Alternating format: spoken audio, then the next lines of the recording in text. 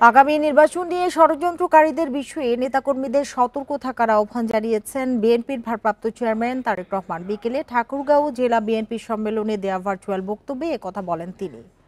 এ সময় তারেক রহমান আরও বলেন, দেশকে গণতান্ত্রিক রাষ্ট্রে পরিণত করাই বিএনপির প্রধান লক্ষ্য। ক্ষমতায় গেলে বিএনপি জনগণের চাহিদা অনুযায়ী কাঙ্ক্ষিত উন্নয়ন করবে। সবাইকে দ্বিধাবিভক্তি ভুলে একসাথে কাজ করার আহ্বানও জানান তারেক রহমান। ৮ বছর পর ঠাকুরগাঁও জেলা বিএনপির সম্মেলন অনুষ্ঠিত হয়। এতে বক্তব্য রাখেন স্থানীয় ও কেন্দ্রীয় নেতারা।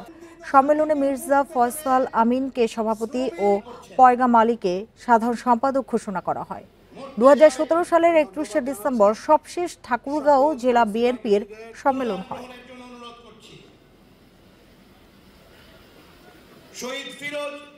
দেশে মানুষের কথা বলার অধিকার, ভোটের অধিকারকে কিভাবে ধ্বংস করে দেওয়া হয়েছিল।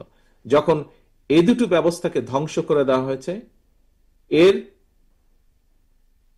রিয়াকশন হিসেবে প্রত্যেকটি জায়গায়, সেটি শিক্ষা ব্যবস্থা বলুন, অর্থনৈতিক ব্যবস্থা বলুন, যাই বলুন না কেন, সমাজের বিভিন্ন ব্যবস্থা বলুন, প্রত্যেকটি ব্যবস্থা ধ্বংস করে দেওয়া হয়েছিল।